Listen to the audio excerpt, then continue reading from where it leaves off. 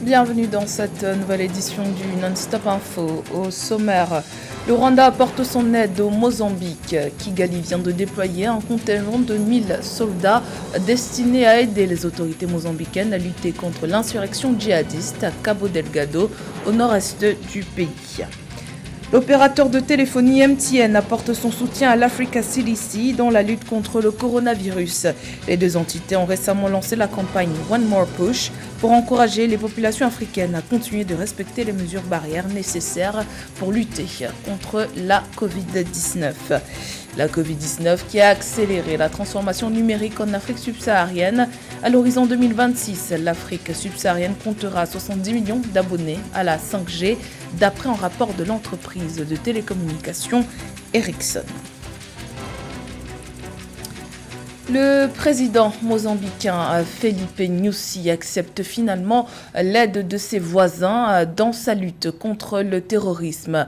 Le déploiement de 1000 soldats rwandais au Mozambique a été annoncé vendredi dernier.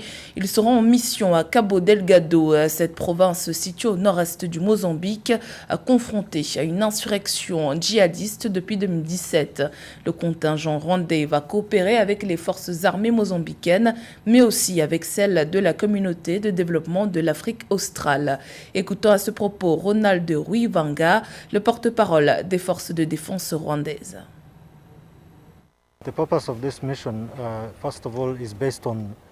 L'objectif de cette mission est tout d'abord basé sur une demande du gouvernement du Mozambique, faite au gouvernement du Rwanda, afin de l'aider dans la conduite des opérations militaires, y compris des opérations de sécurité.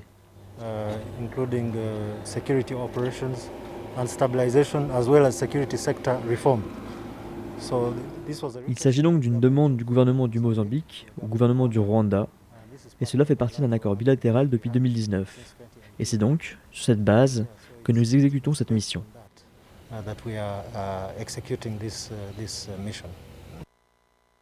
La crise liée au Covid-19 a plongé l'Afrique dans une récession économique inédite. Le continent a aussi montré sa résilience. Réunis le 28 juin dernier, les membres du Conseil des ministres de l'UEMOA ont annoncé des prévisions économiques encourageantes. Le taux de croissance de l'Union ouest-africaine devrait atteindre 5,7% pour 2021. Les précisions avec Ameneji. La Banque des États de l'Afrique centrale a annoncé le 5 juillet que la zone CEMAC sortira de la récession en 2021. Les prévisions de l'institution financière sous-régionale estiment la croissance du produit intérieur brut dans la sous-région à 1,3%. Toutefois, la reprise économique sera faible dans cet espace communautaire. La principale prévision de la Banque des États de l'Afrique centrale, en abrégé BEAC, pour l'exercice 2021 concernant l'ensemble de ses États membres, notamment les membres de la communauté économique des États de l'Afrique centrale, 6 pays au total, à mon sens, révèle la bonne santé de ce qu'on pourrait appeler aujourd'hui les économies pétrolières de l'Afrique centrale. Les prévisions de croissance en zone CEMAC sont encore prudentes. La BEAC a abaissé de 0,5% ses projections de croissance en raison des incertitudes associées à la persistance de la pandémie de Covid-19 et des retards enregistrés dans le déploiement des campagnes de vaccination. Et donc la réalité, c'est qu'il faudrait qu'une bonne communication puisse être faite autour de la vaccination contre l'expansion du Covid. Et en même temps, on présente des bons chiffres, mais on fait une excellente communication autour de la campagne, des campagnes de vaccination envisagées dans chacun des 6 pays membres de la CEMAC. Parce que si ailleurs il est retenu que nous boudons ces vaccins, nous boudons cette campagne, et au lieu de, sur les 4 millions de doses qui sont arrivées, à peine 10% de la population a été vaccinée, ce n'est pas dans notre intérêt. La zone CEMAC a connu une récession économique à moins 1,7% en 2020. La reprise économique annoncée intervient cependant dans un contexte de divergences économiques marqué d'une part par le redressement vigoureux de quelques grandes économies et d'autre part par la reprise modérée de nombreux pays émergents et en développement. Une relance post-pandémie qui sera difficile pour la Tunisie où la situation sanitaire s'est grandement dégradée en raison notamment de la propagation du variant Delta. Le pays a lancé ce dimanche 11 juin un appel à la diaspora tunisienne installée en France pour qu'elle contribue par des dons à soutenir le système de santé tunisien qui est à l'agonie. Les hôpitaux du pays connaissent depuis 2 semaines un important afflux de patients. Les hôpitaux de campagne mis en place ces derniers mois ne suffisent plus. 92% des lits de réanimation dans le public sont occupés et ceux de la capitale sont pleins selon le ministère tunisien de la Santé. Cette troisième vague de la pandémie de Covid-19 s'avère en effet plus virulente. Il est plus que jamais important pour les États africains d'intensifier la lutte contre le virus. C'est dans cet esprit que MTN et l'Africa CDC ont lancé le 9 juillet la campagne One More Push. Objectif, sensibiliser les populations et les encourager à respecter les gestes barrières. Marine Tolo. Aux côtés du Centre africain de contrôle et de prévention des maladies, l'opérateur panafricain MTN Group s'engage à soutenir la lutte contre la pandémie de la Covid-19 en Afrique. Cet engagement s'est fait à travers le lancement d'une campagne conjointe dénommée One More Push ce 9 juillet 2021. La dite campagne vise à encourager les populations à travers le continent à ne pas abandonner la lutte contre le Covid-19, à continuer à porter leur masque, à se laver les mains et de toujours respecter la distanciation sociale.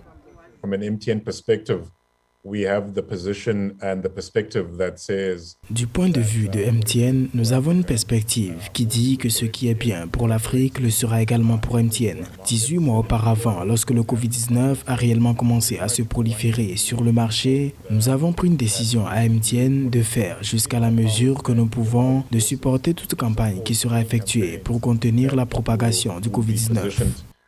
To stop the spread of COVID-19. Selon des agents médicaux africains, une négligence est observée sur le respect du protocole sanitaire administré par les autorités gouvernementales et médicales dans la plupart des pays africains. Par ailleurs, les acteurs soulignent le fait que, si les mesures sanitaires ne sont pas mises en application, même avec l'administration du vaccin, la situation sera difficilement sous contrôle.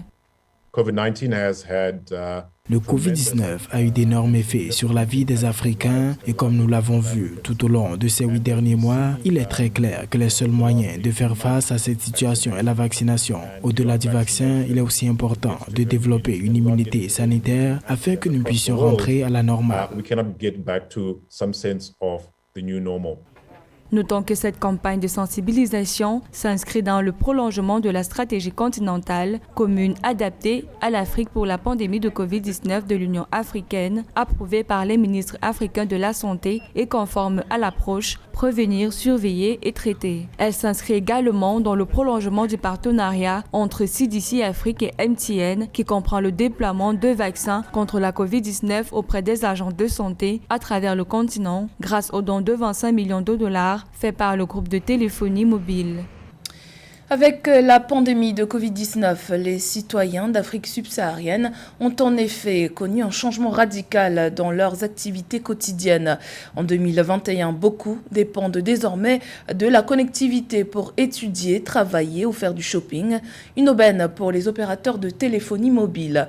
Selon les experts, dans les 5 prochaines années, 70 millions d'Africains seront connectés à la 5G. Samantha Sabiro.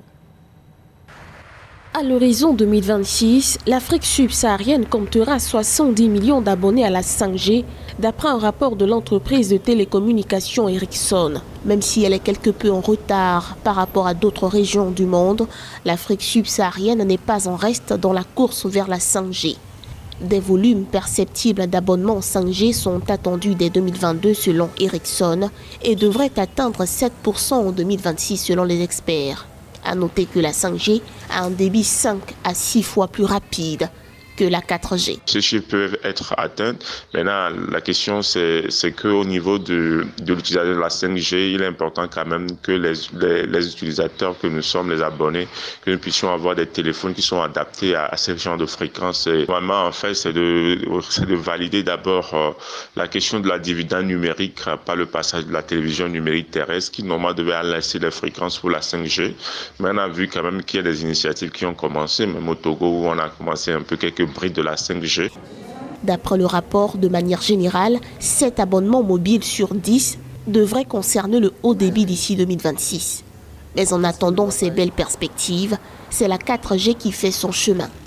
En 2020, la 4e génération des standards pour la téléphonie mobile a polarisé près de 15% des abonnements mobiles sur le continent, d'après des chiffres officiels. Avec toutes les prouesses technologiques qu'on retrouve dans la 5G, on n'est pas encore très consommateur de l'Internet. C'est maintenant qu'on est en train de devenir. Et maintenant, il faut que le pouvoir d'achat puisse aussi s'accompagner pour pouvoir avoir la technologie, le téléphone qui est adéquat. Le rapport souligne en outre que les consommateurs auront ajouté en moyenne 3,4 services à leurs activités quotidiennes en ligne d'ici 2025. Un changement d'habitude dû au Covid-19. Et selon les prévisions, les Africains passeront 10 heures par semaine en ligne, comparativement à leurs habitudes avant la pandémie. Parlons de 5G, le second satellite télécom de l'Angola, dont la construction est en bonne voie, selon le ministère des Télécommunications, sera mis en orbite d'ici 2022, date limite. Annonce faite le 9 juillet par le secrétaire d'État Mario Augusto Oliveira. Selon ce dernier, une fois mis en service, le satellite Angosat 2 ne bénéficiera pas uniquement à l'Angola, mais à toute l'Afrique australe. L'infrastructure permettra notamment d'apporter de la connectivité dans les zones reculées, mal couvertes par les réseaux télécoms classiques. L'Angola pourra également se positionner en tant que fournisseur régional de services télécoms et enregistrer des revenus pour le trésor public. La réalisation du nouveau satellite est assurée par Airbus Defence and Space. Direction le Cameroun à présent, où le gouvernement poursuit sa coopération avec le Fonds international de développement agricole. Un partenariat important pour le pays qui s'est engagé à restaurer 12 millions d'hectares de terres dégradées d'ici 2030. Pour ce faire, le gouvernement a déjà financé 12 projets agropastoraux dans le pays. Marine Tolo. Le gouvernement du Cameroun et le Fonds international de développement agricole évaluent les avancées de leur collaboration 2 ans après. Ceci dans le but de formuler de nouvelles recommandations. Accrédité au Fonds vert climat, le FIDA, dans ses programmes de développement agricole, s'engage à restaurer les 12 millions de terres dégradées au Cameroun. Et comme nous avons 12 millions de terres dégradées, je pense que ça nous permettra d'aller de l'avant parce que suivant la convention de lutte contre la désertification, d'ici 2030, on doit donc faire beaucoup de progrès. Donc je pense que ceci dit, on peut à travers ce genre d'instruments financiers très importants avancer dans nos engagements. Car nous savons que de façon globale aussi, nous avons pris, comme tout le monde, des engagements à la COP21 à Paris. De réduire 32% nos émissions de gaz à effet de serre. Ce n'est pas une petite affaire parce qu'effectivement, cela équivaut à réduire près de 32 millions de tonnes CO2 équivalent. Le programme du Fonds international pour le développement de l'agriculture pour le Cameroun avait été formulé pour accroître durablement la productivité et la production des petites exploitations agricoles et des entreprises locales. Elle vise également à accroître les revenus et autres avantages que les populations rurales pauvres tirent de leur intégration au marché. À mi-parcours, plusieurs résultats sont observés sur le terrain. Comme vous le savez, le FIDA accompagne le gouvernement camerounais dans plusieurs projets de création d'emplois pour les jeunes, à savoir les jeunes en milieu rural, et des projets pour assurer la sécurité alimentaire et nutritionnelle des populations. En même temps qu'il nous assiste aussi dans les projets de développement de la politique de genre. Donc ces projets sont assis sur 2 financements, le FIDA 11 et le FIDA 12.